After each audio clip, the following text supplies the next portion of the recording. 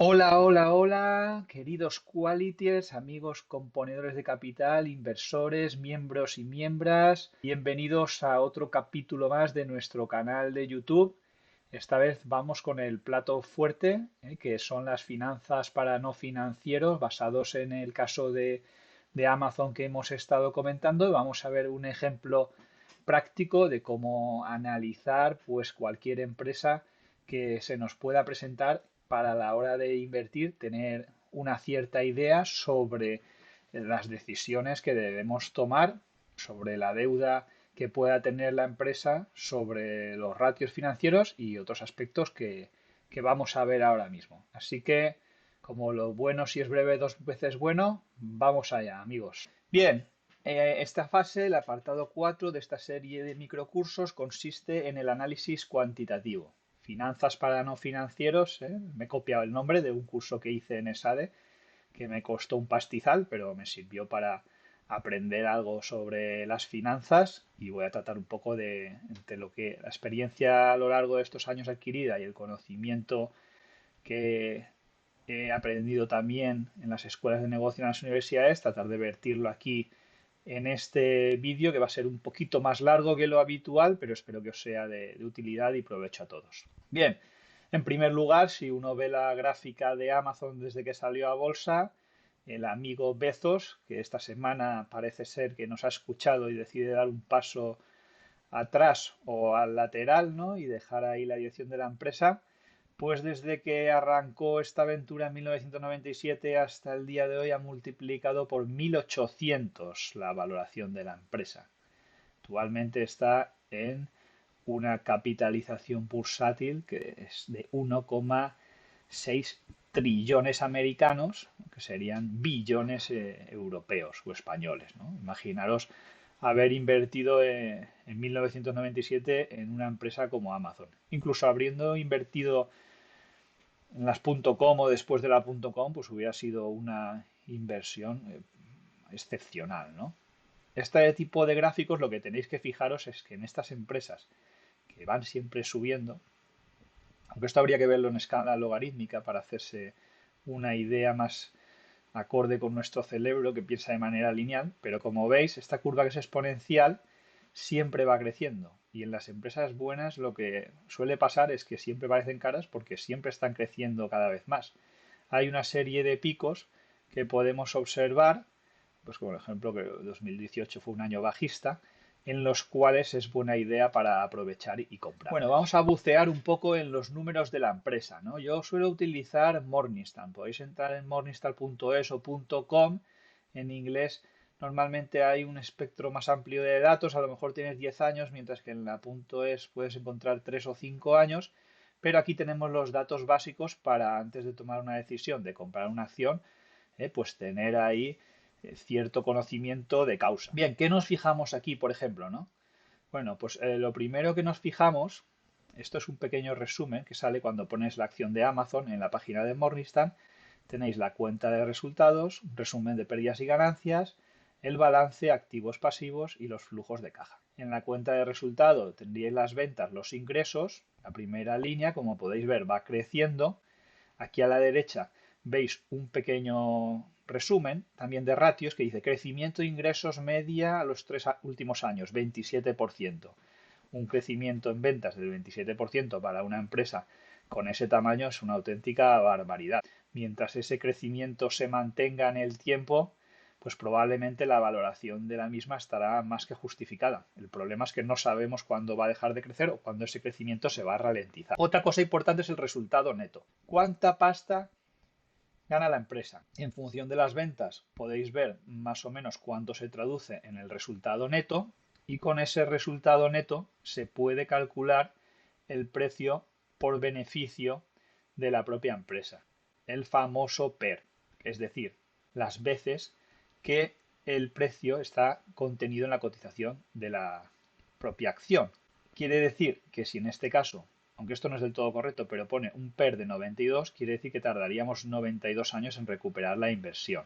Esto no es del todo correcto porque, aparte de que el crecimiento es muy fuerte de la empresa, y estos datos no son los de 2020, que ya prácticamente ha duplicado beneficio, con lo cual el PER estaría más o menos en la mitad.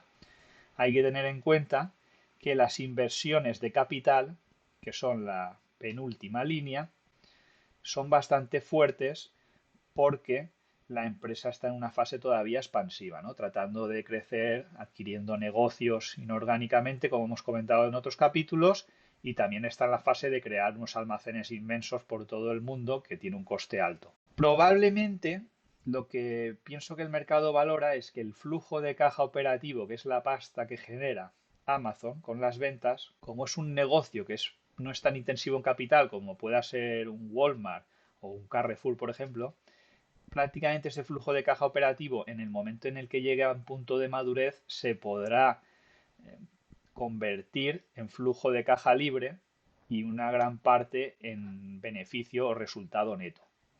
Con lo cual, eso haría que el PER o el precio partido del beneficio pues sea mucho más bajo que ese 92 que vemos aquí.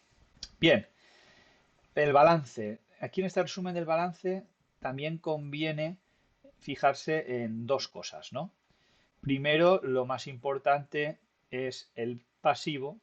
Tenemos pasivo a corto plazo, corriente, y el pasivo a largo plazo, y el total del pasivo, que sería el total de la deuda. Aquí vemos 163.000 millones. Esto tenemos que compararlo con el total equity, el dinero que tendría la empresa. Lo suyo sería que normalmente en una buena empresa no haya un gran desfase entre el pasivo y el equity, porque si hay un problema con el equity podría cubrir todo el pasivo y no tendría problemas de deuda. En este caso tampoco es que haya una gran diferencia, pero sí que tiene un cierto endeudamiento la empresa. Aquí a la derecha veis el porcentaje de deuda entre fondos propios. Entonces, que es de 1. Entonces, bueno, a priori se podría cubrir la deuda con los fondos propios, pues prácticamente en un año si hubiera un problema. Entonces, bueno, yo me suelo fijar en que la deuda no exceda a los fondos propios. ¿Por qué? Porque la deuda suele ser el principal indicador de que una empresa va mal y es lo que puede hacerla quebrar. Bueno, más adelante veremos más sobre la deuda y hablaremos. Otra cosa importante aquí, pues a la derecha en los datos destacados, ver los márgenes, ¿no? El margen operativo y el margen neto, que es el que se suele traducir en beneficio. El margen que suele tener la empresa es el margen operativo, un 5%. Bueno, hay empresas del sector software que llegan a tener hasta un 80%. En el caso de Amazon, pues tiene un margen que es bastante bajo. Lo que pasa es que el volumen es tan grande que consigue ganar mucho dinero y probablemente ese margen, conforme gane eficiencia, va a ir creciendo. Y de ese margen operativo, gran parte se transforma en beneficio o margen neto que le llaman aquí. Lo cual, bueno, eso es buena señal. El ROE es el retorno sobre el capital que obtiene la empresa. Hay varios ratios que nos dan este indicativo, ROE, el ROCE, el ROA, el ROI. Bueno, para que os quedéis con el más sencillo, yo creo que el ROE es el más utilizado y el más fácil de encontrar cuando buscáis datos de una empresa. Normalmente un ROE del 21% quiere decir que la rentabilidad sobre el capital supera el 20%, suele ser un muy buen dato, ¿no? Cuando está por encima del 20, quiere decir que ahí estamos acertando. Bien, y ahí ya tenemos pues una serie de datos básicos de la empresa para hacernos una idea. Vamos a profundizar un poquito más en la siguiente transparencia, que sería la cuenta de resultados. Aquí en la cuenta de resultados, que esto está un poco más detallado que en el resumen, podéis ver lo que la empresa está ingresando año tras año, cómo va creciendo constantemente, ese coste que tienen esas ventas, el cual está luego un poco más desgranado para que os hagáis una idea, el resultado que tiene, y al final tenemos lo que llaman resultado neto, a mí me gusta llamarle el beneficio.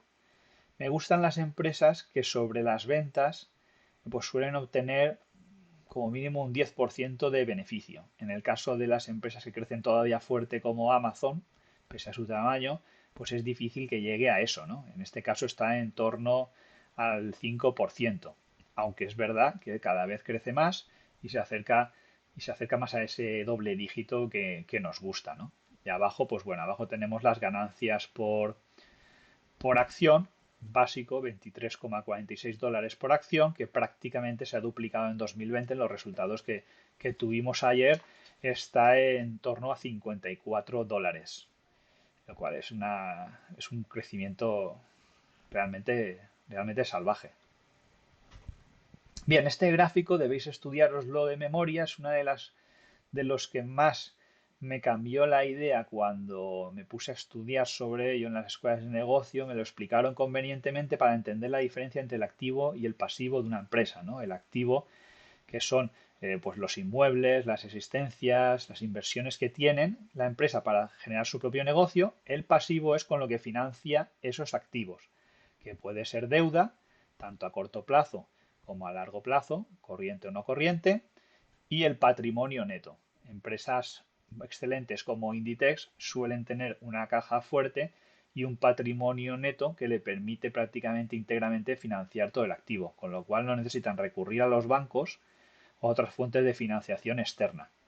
Esta cajita es muy importante entenderla, ¿no? Cuanto más grande el patrimonio, más sólida y más financieramente y más potente suele ser la empresa. Y cuanto más pequeño sea el pasivo, pues mejor.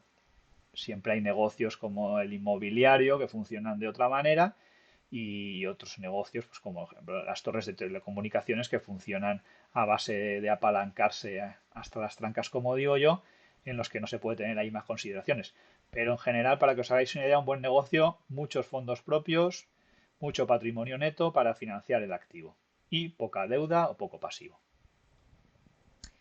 Bien, en el balance, aquí se ve un poco pequeño, ya hemos hablado, hemos hecho un pequeñito resumen, ¿no? Tenemos activo, pasivo, total de pasivo, es importante que veáis los fondos propios y aquí hay un detalle que me gustaría que os fijarais, en el caso de Amazon y en otras se suele ver bastante bien. Yo cuando la liquidez o el dinero que tienen en caja o tesorería es grande, en este caso hablamos de más de 55.000 millones, es mucho dinero porque es un negocio que, fijaros que Amazon siempre nos cobra a los clientes al contado por adelantado y luego paga a proveedores, entonces hace mucho dinero y mucho liquidez, tiene mucha caja y ese dinero hay que descontarlo cuando tenemos en cuenta el pasivo.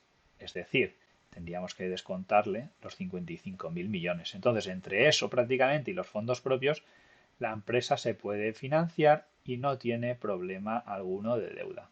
Más aún teniendo unos ingresos recurrentes como vemos en la cuenta de pérdidas y ganancia. Bien, por un lado tenemos el balance, por otro lado tenemos la cuenta de pérdidas y ganancia de la que hemos hablado y un punto que también hay que mirar es el flujo de caja. ¿Por qué? Porque empresas que crecen a veces es difícil con el balance o con la cuenta de pérdidas y resultados hacer una valoración y algunos CEOs como el caso de Jeff Bezos, siempre han defendido que lo que hay que fijarse es en el flujo de caja, en el dinero que las operaciones del negocio o la propia actividad le reporta a la empresa.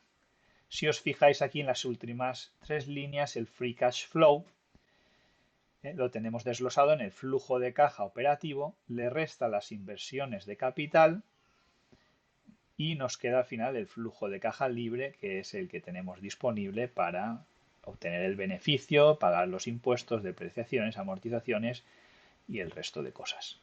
Entonces, de aquí me fijaría en las últimas. ¿Por qué? Porque si vemos que el beneficio es pequeño de la empresa, pero es una empresa que genera un flujo de caja libre constante y las inversiones son altas, puede ser que cuando se regularice ese flujo de caja se transforme en beneficio. Y eso es lo que ha defendido siempre Bezos. Bueno, él ya sabéis que no hay que preguntarle a un peluquero sobre si necesito un corte, aunque cada vez me quede menos. En el caso de Bezos ha funcionado así. Amazon, otras empresas, startups que empiezan, pues o del sector tecnológico, tienen flujos de caja negativos, con lo cual con esa teoría jamás se podrían valorar.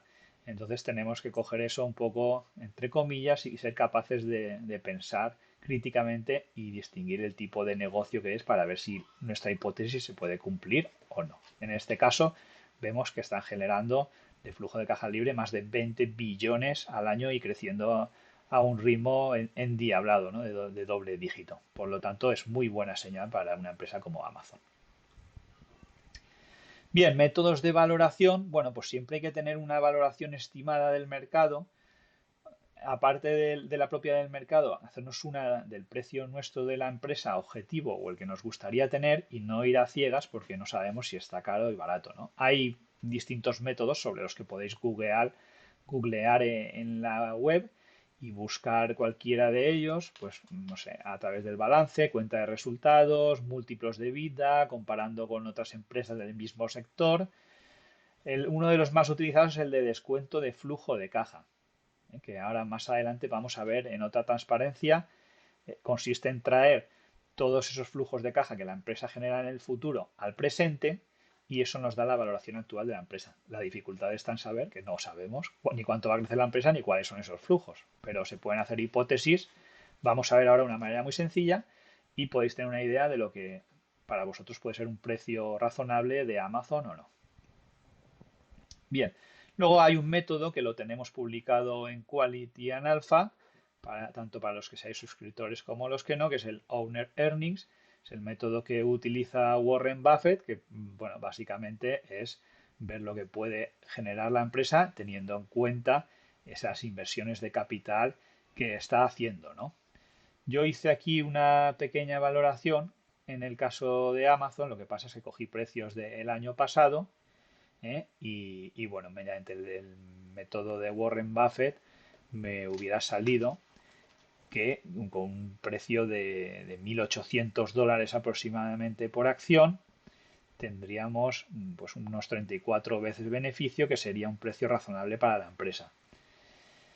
Esto con los datos de ayer que tenemos, pues el precio lógicamente sería más alto, y vamos a ver con el método del Discounted Cash Flow, el DCF, que podríamos valorar, ¿no? A precios de hoy con los resultados que ya tenemos de la empresa. Bien, si buscáis en Google ahí el Discounted Cash Flow Calculator, os saldrán varios. Este, por ejemplo, es el de MoneyChim, varios ejemplos que podéis hacer. Y yo puse aquí un ejemplo que es muy sencillito. Pones las ganancias por acción, $54. Pones las expectativas de crecimiento durante, he puesto los próximos 5 años, normalmente se suele poner 10, pero en este caso, como ya tiene un tamaño muy grande, he puesto que sigue creciendo al mismo ritmo durante los últimos 5 años. Quiere decir que en ese periodo ya habría más que duplicado las ventas la empresa, ¿no?